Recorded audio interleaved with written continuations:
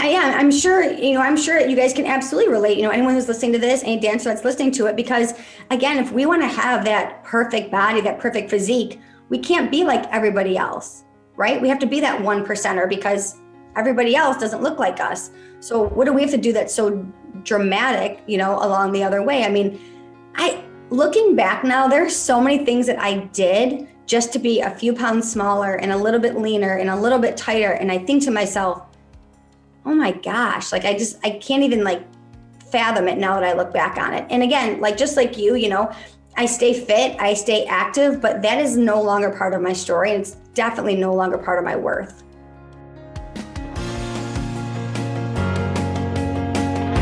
Welcome to Point to Rise, your podcast that gives you permission to dream big, take messy action, and turn your talent into profit while turning your back on perfection.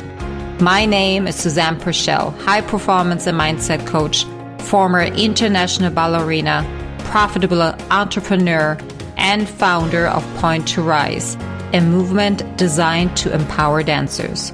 It is my mission to use my own story as an inspiration for today's generation of dancers.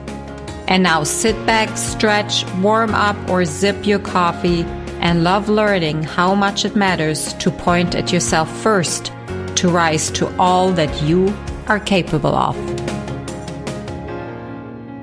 Jillian, my love, thank you so much for being on the podcast today. I am so excited to have this conversation with you. I am so grateful to be here. I'm your biggest fan. I'm absolutely obsessed with you. So when you were like, hey, do you want to come on my podcast? Of course I do. I want to speak to all of your friends on here and just really pour into them today. Oh, thank you. I want to, before we get started in any kind of direction, preface how the two of us met. Yeah. I was part of a women's group and Jillian spoke in it. And I just knew in that moment from the energy that she, just set free that I had to get to know you. And I am usually not reacting that kind of way where, I'm pretty shy in making connections, but with you, I'm just like, oh, screw it. I'm just going to reach out to her. Hey, can you be my coach? I want to work with you.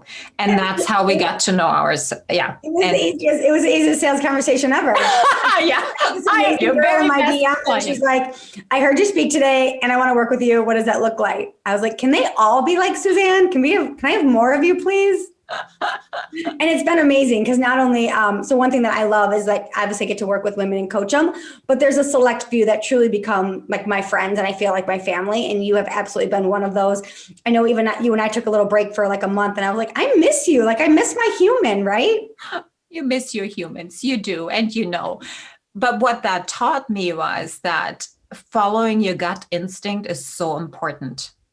Yeah. It's so important. If I hadn't reached out, we would have never established this beautiful relationship. I mean, as soon as the borders are open, I'm coming over. Get over here. Get away from those boys in your house and come see me. Oh, yes.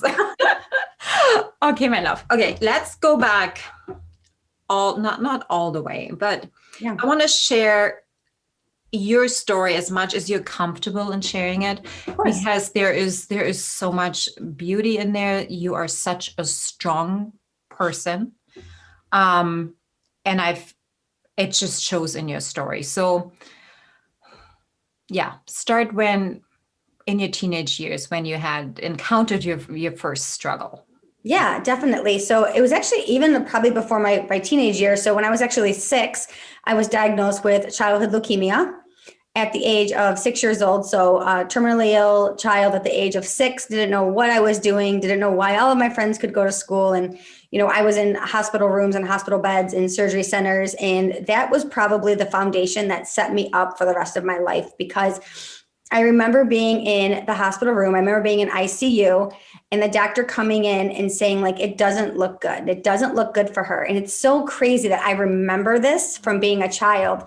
And my dad, who's very strong, my dad was like, she's going to be okay. She's going to be okay. And the doctor said, well, her attitude will make or break how this rest of this goes. And from there, I had fun with cancer. I wore fun pajamas to the hospital. I had all my cancer friends in my room. We would have little pajama parties and movie nights inside of my hospital room. And I think that really set me up for the mindset of I was going to get through this. I was absolutely going to get through it. And I was going to create this little like community of other little cancer kids around me. We were all going to soar together. Wow. I think this is the very first time in my life that I've ever heard somebody say, I made cancer fun. I did make cancer fun. Yeah, I did. It was funny. Yeah, it was funny. I wouldn't even wear like hospital gowns. I was like, I'm not wearing those. I wore pajamas. I had like a tent. Like, I don't know if you remember, but back in like the late 80s, they had those tents that would go over like your children's beds. And I was like, if I'm going to be in this hospital, then I want one of those tents. So the doctors would have to like open up my tent, like come in and see me. I was just going to make it. I was just going to make it as fun as I possibly could. Every time I lost my hair, I would go to the wig store and I would get a massively different color. So I would go back to school and I would have long blonde hair. And then 6 months later, I would have short red hair. And then a couple months later, I would have like short brown hair. And I just had like all these wigs. And I was like, I'm just going to make this as much fun as I possibly can. What a great attitude. Thanks. Yeah. And I don't know if it's the only way through, but it's definitely the easier way through. Yeah, definitely. Of course. I mean, there's things that I remember that aren't so great, but if I honestly look back to having cancer, like I met some of my dearest friends. I have relationships with still so many of my doctors and nurses. So I really did make the best out of the situation that I had at hand. Wow. Beautiful. Okay. So how did you end up in corporate America? Yeah, really interesting. So I went to college for law enforcement. I was going to be the big old bad police. I'm learning something new. I know, right? Like all the things. I was going to be the police. I was going to work in Detroit, Michigan. And that was like my goal really from a young age. I wanted to be a policeman. And I was on a golf outing with my father. Again, my dad's a really strong businessman. And I was on a golf outing with him. And there was 4 men that were golfing ahead of us. And I struck up a conversation with them. I was in my 20s and they said, what are you going to school for? And I was like, I'm going to be a policeman. I'm going to be a cop. And they were like, you'd be really good in sales. And I was like, no, I'm all set. I'm all set. Right. And I had a summer coming up and I needed like some work to do. So I actually, throughout the next like 15 holes, 16 holes, whatever it was, I just struck up a conversation with these 4 men. And I ended up doing an internship in a sales corporation and honestly fell in love with it from the day I got there. I came as an intern, moved from there into customer service, from there into entry level, and then ended up leaving the company almost 22 years later as a top sales exec. Let's not forget you were leading men, right? Only. Yeah, I was the first female inside of our sales organization since 1963. Mm-hmm. Yeah. So I always joke around. The first sales meeting I went to, I think I was like 25, 24. And I walked into this like boardroom and it was all these men. And I remember them saying like, why do we have a girl here? Like, what is she doing? And they would say things like, well, we can't swear now because there's a girl here, or we got to like watch our language because now there's a girl. And I just knew from then on that I needed to pave the way for other women inside of our company. And I also knew that I needed to work twice as hard as them to get to the top. And I did. So much to say to that. We could get into equality conversation here very, very easily. Yeah. I am more interested in, why did you pick up bodybuilding or competition? Like what, that story is still so intriguing to me. Yeah. So it's really interesting. I was overweight from really my like early 20s. I had a daughter, young, 20 years old. I was overweight really from that entire point. And I turned about 35 and I remember looking at some pictures. They're actually my wedding pictures. And I saw them and I didn't like how I looked because it was interesting. I was almost 200 pounds. I'm 5 feet tall. So, 200 pounds on a 5 feet tall person is a lot of weight. I never thought that I was heavy. I was never one of those girls who really wanted to lose weight. I was super comfortable in my skin, confident in my skin. And I remember I got my wedding pictures back and there was a picture of me and my dad walking down the aisle together. And I thought to myself, I'm bigger than my dad. Like I'm wider than my dad. And I said, you know what? I'm going to go to the gym. I'm going to lose 20 pounds. I'm going to do 20 pounds. And I went to the gym and I lost 20 pounds. And then I was like, Maybe I can lose 30. Maybe I can lose 40. And during that time, it's like another funny story. During that time, I had some friends that were running a marathon. And I said, I'm going to run a marathon with you guys. And they're like, you've never ran, Jill. Like, you're not a runner. I was like, I can do it. They're like, it's 26 miles. I was like, I can do it. I joined the Detroit Marathon at the finish line, never running more than 2 miles in my entire life. Never. And I finished it. I mean, I was like literally the overweight person who finished it last. There was like no water left when I finished. There was no medals left when I finished, but I conquered 26.2 miles, never even like running. So I was like, I know I have drive. I know I can do this, right? So then I started watching these girls at my gym, and they were training and they were competing. And I thought, I want to do that now. I want to try that avenue. So I did my first show, bombed it, did terrible. So I knew I had to get back and do better. And I went on to do 7 shows in 5 years, winning the majority of the shows that I was in, becoming a world-renowned bikini competitor, whatever that even really means in the real world.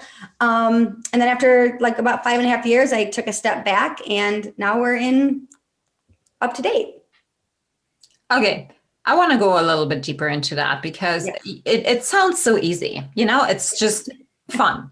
Yeah, it's not fun at all. And it's not fun at all.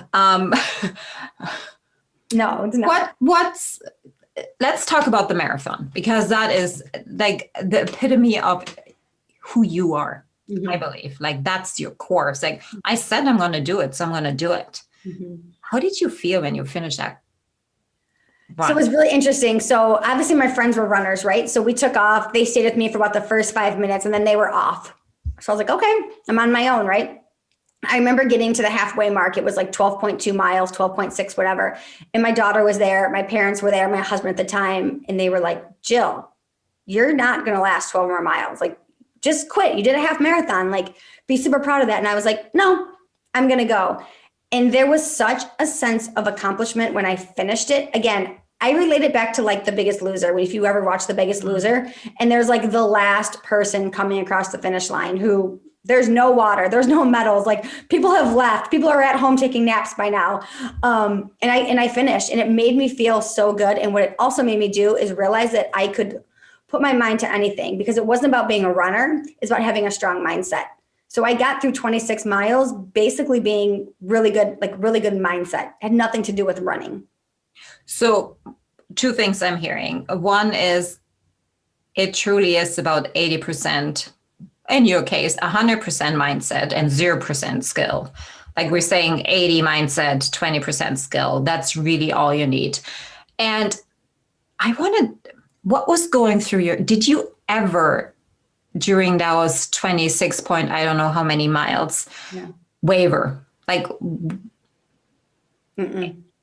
no, I really didn't. I mean, there was times, yes, I stopped and I cried, and my thighs were chafed because I was overweight and there wasn't a lot of water left. But I thought, well, I can't turn around, so I have to just keep going, right? You have to keep going. You have to do this. And I told myself I was going to do it. So I was like, I'm going to finish this marathon. I'm going to do it. But yeah, it wasn't like I just finished it and it felt great. I mean, I wanted to quit probably around mile 3, to be honest.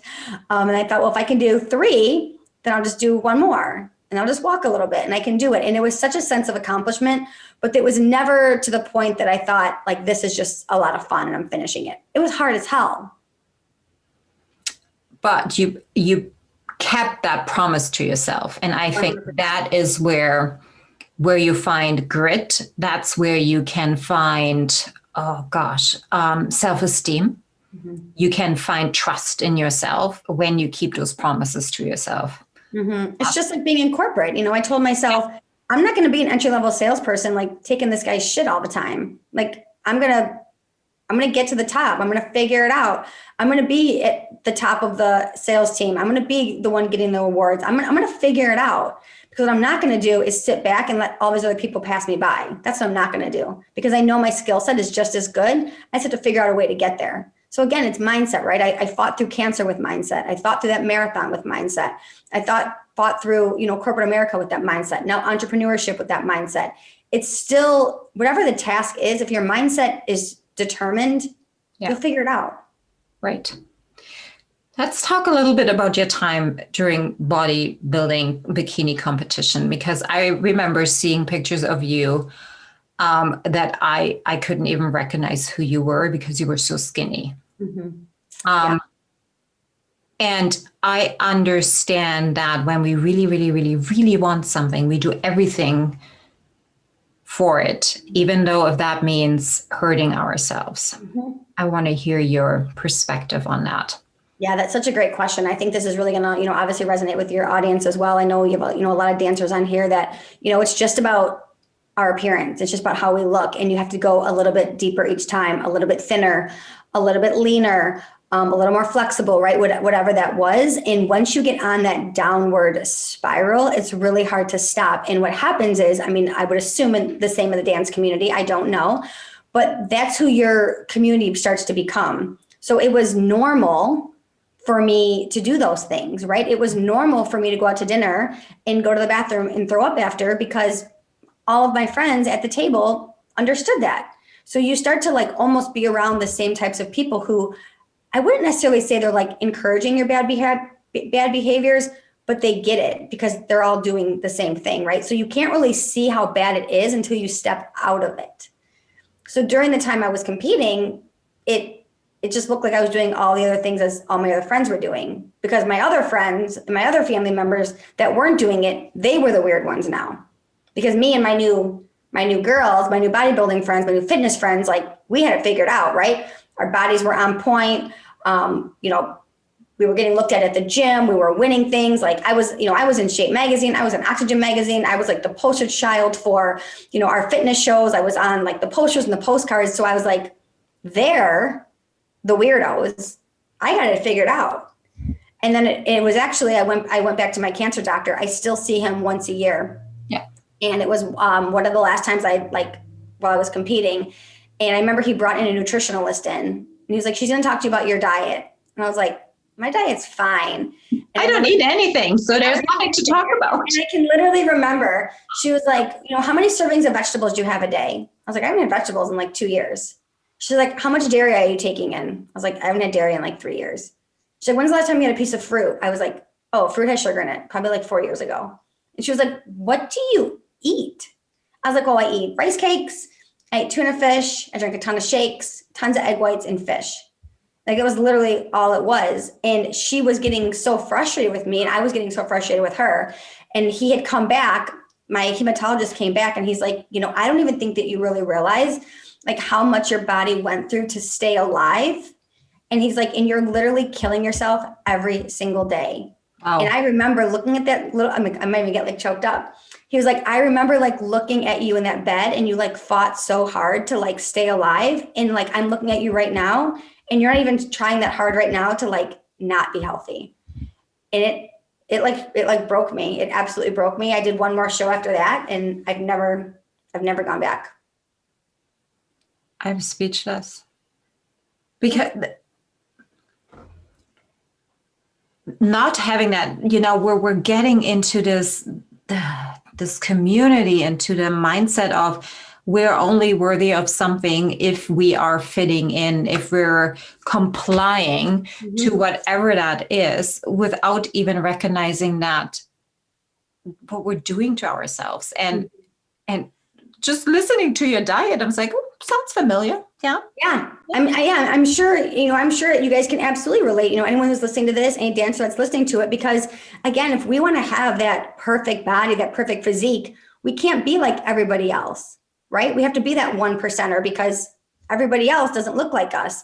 So what do we have to do that's so dramatic, along the other way? Looking back now, there's so many things that I did just to be a few pounds smaller and a little bit leaner and a little bit tighter. And I think to myself, oh my gosh, I can't even fathom it now that I look back on it. And again, just like you, I stay fit, I stay active, but that is no longer part of my story. And it's definitely no longer part of my worth. That's so beautiful, because so many people still struggle. And I have to say, I'm not struggling, but I'm still looking at myself with maybe another 5 pounds. How about that, Susie? Because then you look better, and then this pair of jeans fits. And yeah, just forget about that. It's about being healthy and in alignment with who you are. And it has nothing to do what everybody on your outside is basically telling you, And I right? think and I think what happens is sometimes we have these conversations and people are like, oh, well, now she has like fat girl syndrome, right? Like, oh, now she's the other way. And it's like, you can still have a normal life. You can still have a balanced life. You just because you love yourself doesn't mean that you're overweight. Just because that you have great self body image doesn't mean that, you're overweight. I mean, trust me, I still work out 6 days a week. I still eat pretty clean, but if I want ice cream, I'm going to have it. There were things. I was married at the time, actually, when I was competing, and I actually ended up getting divorced during that time, because he was like, we haven't been to a restaurant in 3 years. We haven't been able to enjoy dessert on our anniversary. Like, we don't even go to bed at the same time because you're downstairs on your spin bike. Like what is this? And now, like, looking back on it, I was like, not only is competing a really expensive hobby, but it's a very selfish hobby too. And I look back now and, I was very selfish for those 5 years. Yes. There isn't. So what I've learned is that there is nothing wrong with that. But if it interferes with the other persons, the people that are living next to you and with you, with their happiness, then you're right. Then it becomes selfish. Yeah. And selfish in not a good way. Yeah, and I think that you don't see it. I don't think you see it when you're in it, right? So I remember going to Disney with my family, and they were all going to the park, and they were going to Disney at like 8:00 in the morning. I don't know what it was, and I had to get my run in, and the hotel gym didn't open until like 8:00, and I went to Disney like later in the afternoon.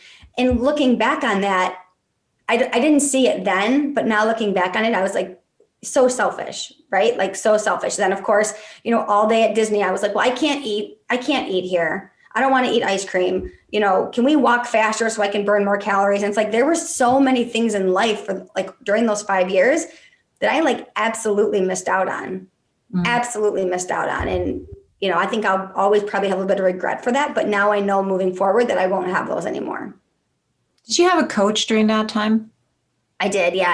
I had a coach, and it's really interesting because he's still my coach, but on a totally different meal plan. He keeps me now. I'm on like a maintenance, I eat more like intuitive eating, but yeah, I had a coach. He was, a male competitor coach, and, really struck in on, being leaner, being smaller, being all these things. But again, that's what I signed up for. Right. So I also think too, because I had a male coach who was always kind of judging, even though he wasn't judging, but judging how I looked, my body. I would send him my like progress pictures, and he'd be like, oh, we got to tighten up a little more there, and we got to do this. I think that has even hurt me now in a later age, like as I'm dating and stuff, because I'm always like, is he judging me? Do I need to be a little tighter? My abs, I'm like, can we turn the light off? Yeah, like exactly. This is like so funny. You probably can even cut this out of your thing, but I just started dating recently, and a guy was like, hey, do you want to FaceTime? And I was like, yeah. So I got on like FaceTime with him, and he was like, would you be more comfortable taking off your shirt? And I was like, no, I'm actually 40. I want to keep my shirt on. Like, I actually want to keep this all on, to be honest now.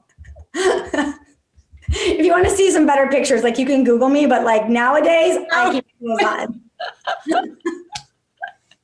You'll get there. Just saying, you'll get there. You'll get there. Yeah, absolutely. Okay, let's fast forward to the time when we met, and that was just after the pandemic hit. And I want to insert here. I remember you speaking. I remember you already building your community.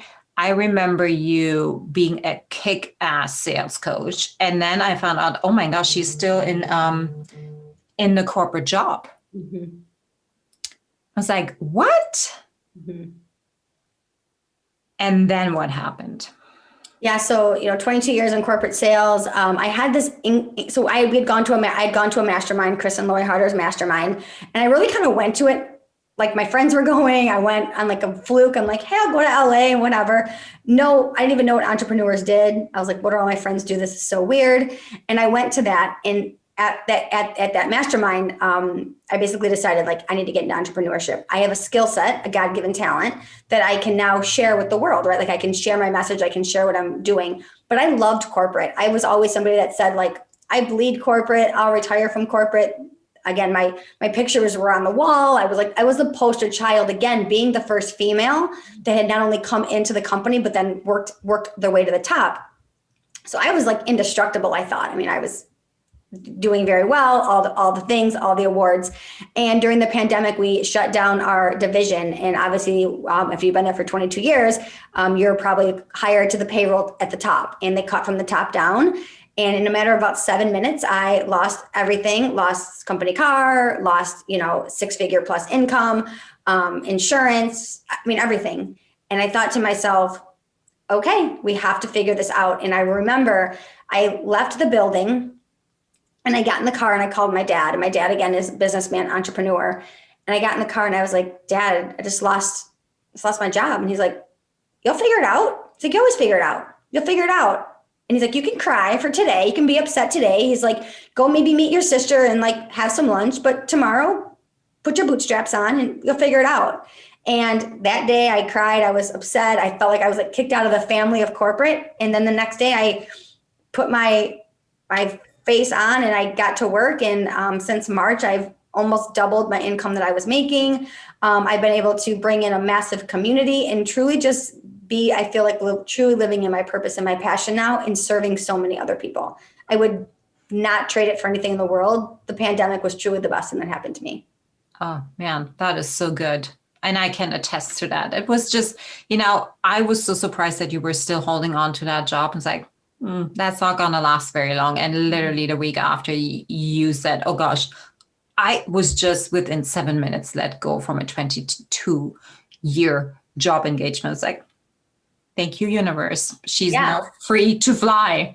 Okay. Yeah, literally, thank you, universe. And I think that that's what happens. I think that happens to so many of us. And even maybe some of your listeners are listening to this and they're in the space right now where maybe their livelihood has been taken away or their job's been taken away or their ability to perform has been taken away. And know that you have God-given talents, right? Or whatever it is that you believe in. And the world needs them. Whether you're the world's best organizer, you can help people, organize their closets or be more organized or write notes or sell stuff or have mindset, whatever it is, you have a talent. And if you start to really tap into what your God-given talent is, there are people in the world that truly need that skill that you have.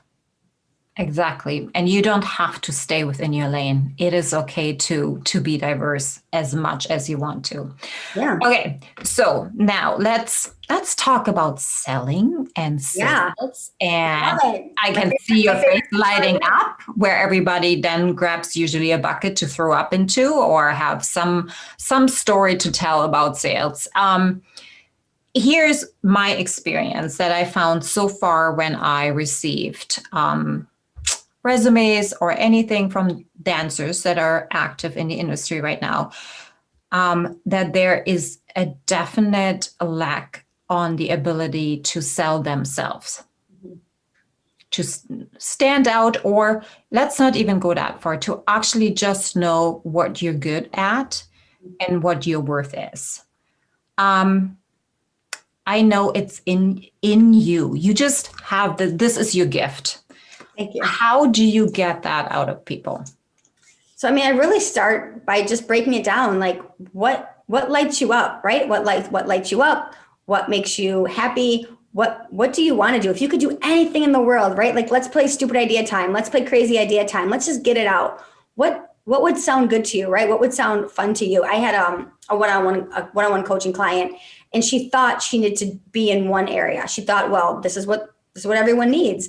And I started talking to her and I was like, your God-given talent is this. And there are so many people who need this. And I think what happens is if no one's really pulled it out of you or no one's really talked you through it, you don't know what you don't know, right? And that's the benefit of having a coach, whether it's me or it's you or a mastermind or whatever it is. There's people who can see things in you that a lot of times you can't see. Right. And it's that making that step, having that faith that you can actually trust in somebody else. Mm-hmm. And I found that first step for me was the hardest because I don't know, trusting other people was really, really hard for me in the beginning. And now I would never, ever go without a coach in my life ever again. Mm-hmm.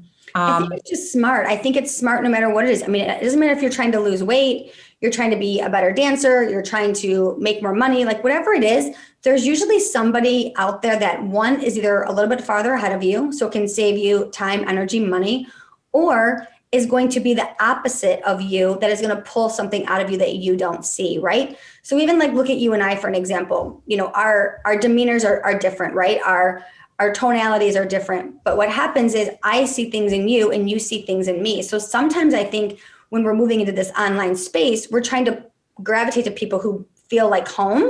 And sometimes you need just the opposite. Mm-hmm. Sometimes you need someone who is the total opposite of what you're doing so that they can see it inside of you. Right. Let's get into the philosophy and the psychology of selling. So what I really want to know is why is it that so many people, particularly women, feel that is something yucky or, oh, this sounds salesy and I don't want to have to do anything with it? Why are we not open to just listen? Mm-hmm. I think it's a couple things. I think a lot of people who are not confident in sales, it usually goes back to an experience that they had when somebody was trying to sell them something. Mm-hmm. And that's what they remember sales as being, right? So maybe you were a female who just wanted to go look at cars for the day and you just wanted to bum around the car dealership. And then you had like 17 salesmen that were like, what can I do? What can I get you? You know, what can it be? Or maybe you wanted to go to the shoe department at Nordstrom's and you just wanted to look at shoes and people were like, what can I help you with? What can I get you?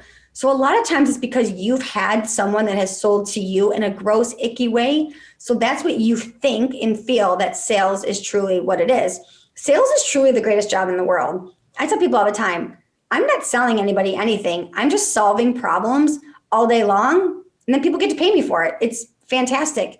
And on the other side of every transaction that I make, I'm making a transformation into somebody's life. Whether it's a network marketing product, right? Whether it's a doTERRA oil or it's an isogenic product or it's coaching, whatever it is, you have the ability to help somebody solve a problem. I think where women don't like it is when they have this resistance because they're not sure of themselves.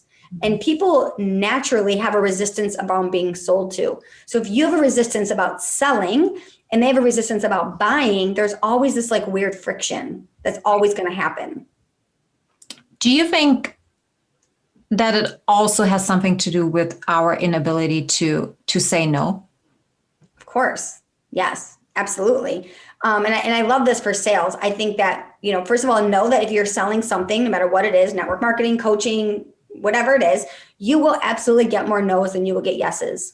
And I want you to, if you're listening to this right now and you get a no in the next couple of days, I want you to celebrate it. I want you to literally celebrate it because what the universe is telling you is that they're not a good fit for you and it's opening up the space for somebody else. And also know that as, especially women, we can say no to things that don't feel right. Mm-hmm. So remembering that your audience can say no to you and that's totally okay. People say no to me every day. I was like, perfect. That just means that we're not a good fit together right now. Exactly. Maybe we'll be a better fit down the road, right? I know if somebody's trying to sell me something and I'm not really interested in it, I have no problem saying no. And I just say, you know, not right now. Not right now. Exactly. Oh, this is so good. Okay. If, let's take me for an example, because I was that person. Yeah. That definitely had every hang up around sales you can ever imagine. What are the three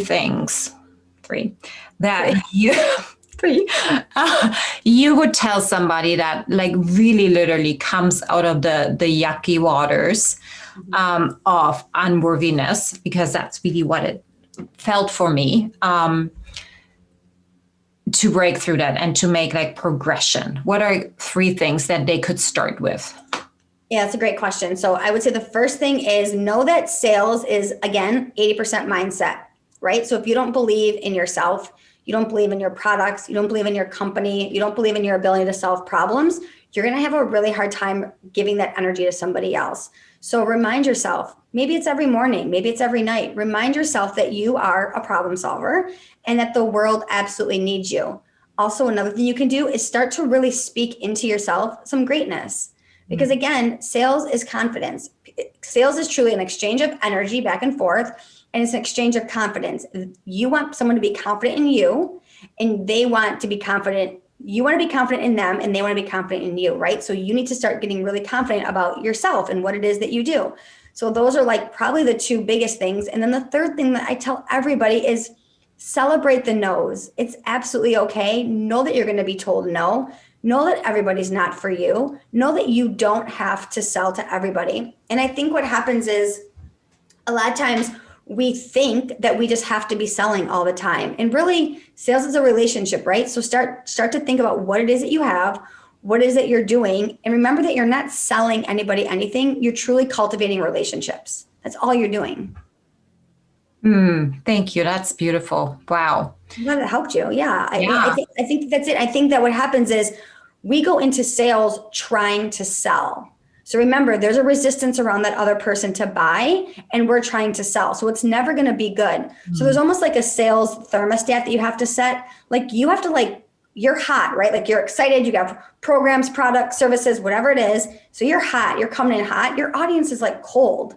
So I'm like, you have to like chill out and then let your audience like warm up. So then you guys can kind of meet in the middle. And during this time that you're chilling out, you're just getting to know them. You're asking questions, right? Figuring it out if they are a good fit for you. And know that not everybody's going to be a good fit. And that's totally okay. Right. It doesn't say that you're bad or unworthy or, your ego gets in the way. No, it's just simply not yet. Yeah. One of the things that I say every morning to myself is that people get to work with me. So I'm not going to beg anybody to work with me. I'm not going to convince anybody to work with me. I'm not going to try to sell somebody on my program. Like they get to work with me. So yes, there's a little bit of like arrogance and confidence around that. But guess what? When somebody tells me that I'm not a good fit, I'm like, totally okay, because I'm probably not a good fit for you either. And it's that inner confidence that we have to have with sales, especially if you're selling to like a dominant personality, because they will run all over you if you are not in a space of confidence. So good. I want to add here that I don't think it has something to do with arrogance. The arrogance for me is not a good word. Mm-mm. But if you're secure and you know who you are and you know what you're standing for, that is not arrogance. Oh gosh, no, that is just a really good self-esteem that everybody should have. I mean, if we all would have that kind of self-esteem, we wouldn't be talking about this now at all. And I think it's true no matter what it is, right? So, I'll give you like a really good example. Like I'm very confident in sales, right? I'm very confident that I can solve problems. I'm confident I can bring money into your business. I'm confident that I can get you past limiting beliefs. But just because I'm confident in that one area of my life doesn't mean I'm confident in all the areas of my life, right? So like, again, like I just told you, like I'm in this dating space now. I'm way less confident in that space than I am in like the selling space. So knowing that build that confidence up is a muscle. It's an absolute muscle we have to work out, just like dancers or fitness competitors or whatever. It's a confidence that you have to work up into. Right. Okay. So where are you at now? Like what's right here? Yeah. But so you have this huge community that has almost 800 people in it. You have a mastermind, you do one-on-one coaching. Yeah. So I do lots of things. So what I decided or what I figured out or what I learned was that there's people in all different stages of their sales process, right? There's some people who are, maybe they're in network marketing and they've never sold anything. And all they know is that they're getting like some gross copy paste messages from corporate and they don't know how to sell. So I have a program really for like entry-level salespeople. They've never really done much of anything. They're not confident on social media. They're not really confident how to sell. They're not sure how to break past those limiting beliefs. Like that's kind of like my signature program. Then from there, of course, I have a monthly membership if people just want to be in community with me and learn sales and have access to me to like pick my brain, as I like to call it.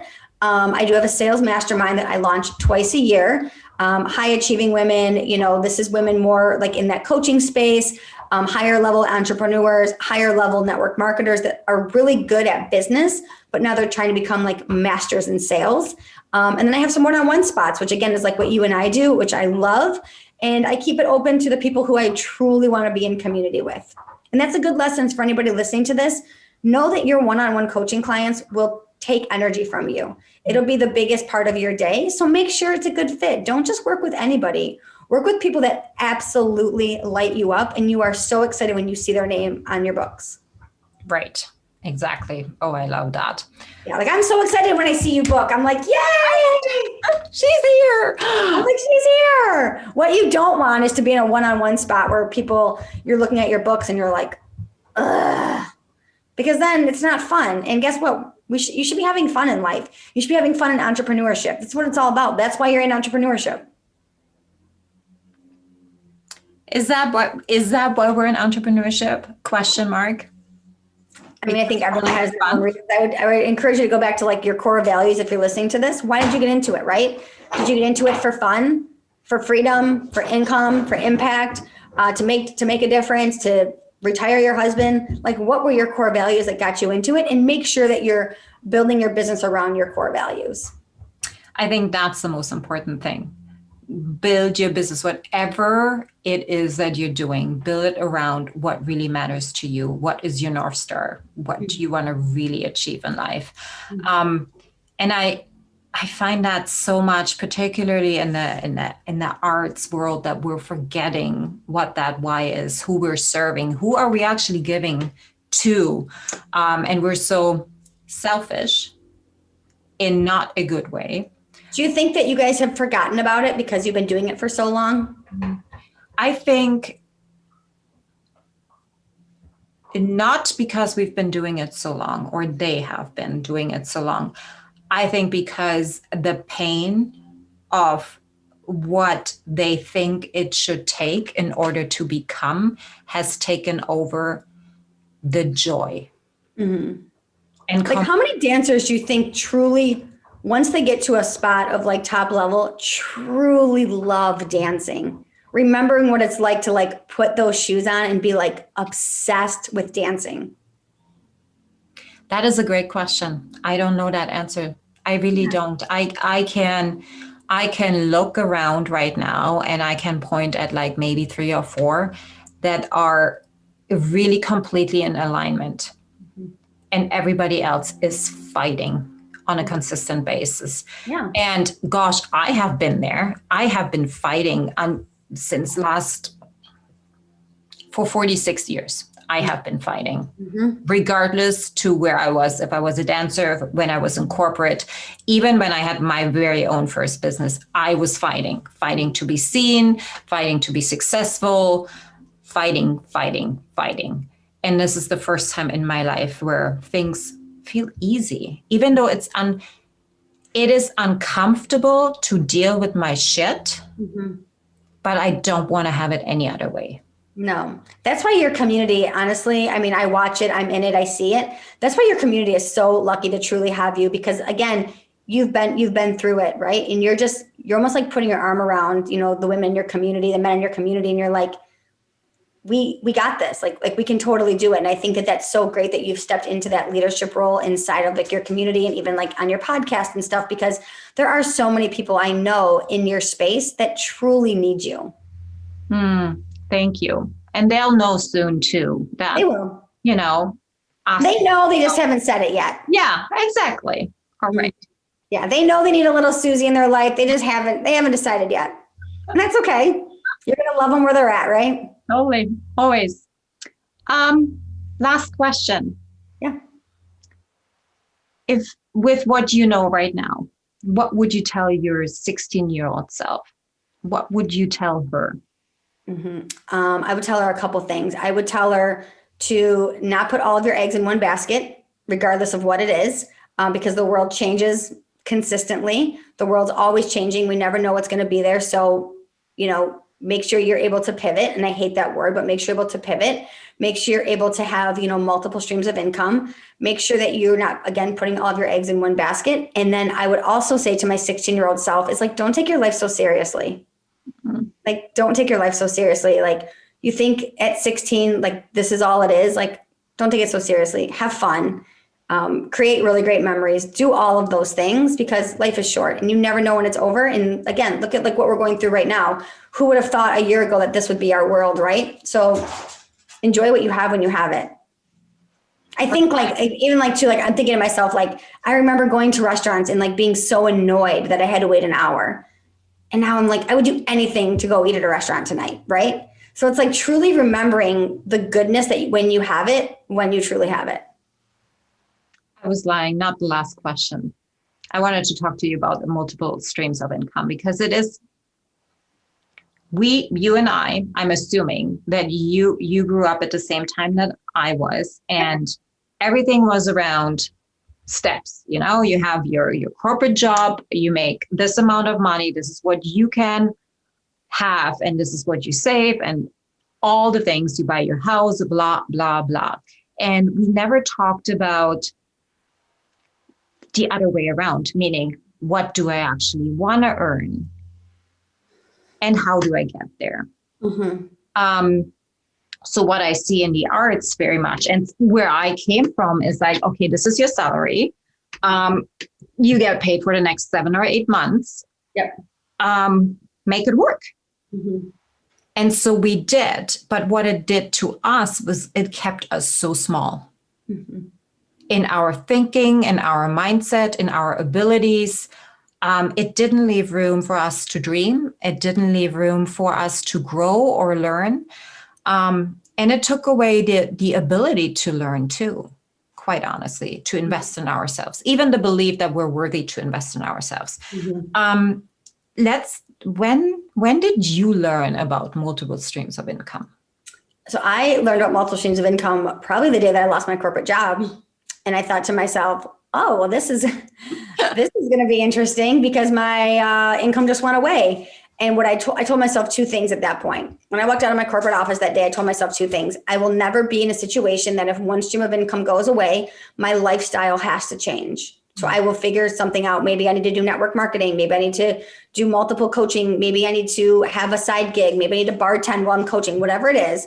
I will never, ever just have one stream of income. And I also told myself that I will never work for somebody else that has the ability to take away my income. Bam, done, easy. Yeah, totally. So back to that 16-year-old self, right? Mm-hmm. Do you, from your experience, because when we're younger, when we're in our 20s, we think we're invincible. Oh my gosh, I have a 19-year-old. Trust me, I get it. I'm living through it right now. Triple eye roll. That's all I have to say. Gosh. You guys see that? I'm eye rolling through the phone right now.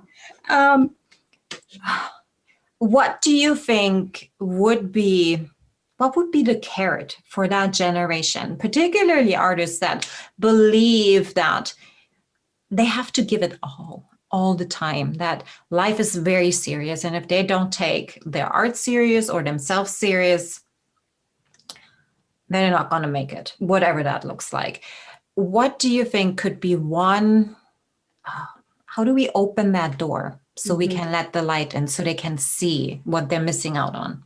It's a really good question. So, this is what I tell my daughter all the time. Again, she's in that same age bracket. Quit trying to fit into a mold to make other people happy, right? Quit trying to look like every other girl on social media.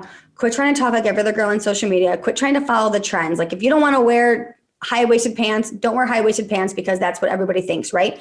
Like starting to really figure out who you are and what makes you happy. Because guess what? In 3 years, 4 years, 5 years, no one's going to care. So it's like they spend so much time. I feel like the 16-year-old self right now and these, younger children right now spend so much time trying to fit in and do what everyone else is doing. And it's like, it doesn't matter. It doesn't matter at all. And I think that that's a missing piece that a lot of people don't have. I think social media is killing that generation of people. That's probably a whole nother podcast. Mm-hmm. But I feel like that's what it is because they're basically finding their worth in posting. They're finding their worth in likes. They're finding their likes on shares. They're finding their likes on everything. I mean, I have a daughter again who's on TikTok, right? If she posts a video and 100 people don't love it, she takes it down. I'm like, did you have fun doing that video? And she's like, yeah, but nobody liked it. Did you have fun doing it? Did you like it? Did you think it was funny? And I think that they're always yearning for like this acceptance from everybody else. And it's like, you need to accept yourself first. Exactly. You have to accept yourself first, because if you don't, nobody else will. Mm-hmm. I learned that the really, really hard way about, 10 years into my career. Yeah. Okay. I think that was a very beautiful closing mic drop moment. Boom. Boom. My love, thank you so much. Oh my gosh. Literally, thank you so much. You guys, if you guys are not like obsessed with Susie yet, you need to be. She is just like a total breath of fresh air. I mean, I'm obsessed with her. I am so grateful for her. I'm grateful for her community, everything that she is pouring into you guys. And I mean, it makes me want to be a dancer just so I could like have you lead me, because you're amazing. My heart is right now jumping outside, on the table. Thank you, my love. Okay. I will link up in the show notes where everybody can find you. You're on TikTok. I am not on TikTok. You're not on TikTok. You're on Instagram under Jillian Murphy. Yeah. Go check her out. Her posts are amazing. It applies to anybody. Sales is not about giving somebody something or convincing somebody to something. For me, it's all about mindset, and we all need a good daily dose of a fresh mindset. Absolutely. Thank you for having me. I'm literally so grateful to be on here. And again, my heart is super full for you. So thank you so much. Right back at you. I love you, girl. Mwah. I love you too. Thank you guys for listening. Thank you so much for listening. If this message resonates with you, please pass it on to someone who needs to hear this right now. And if you like what you've heard, your feedback will go a very long way. If you just take 30 seconds and leave me a 5-star review, that would mean the world to me. Till next time, point at yourself to rise to all that you are capable of.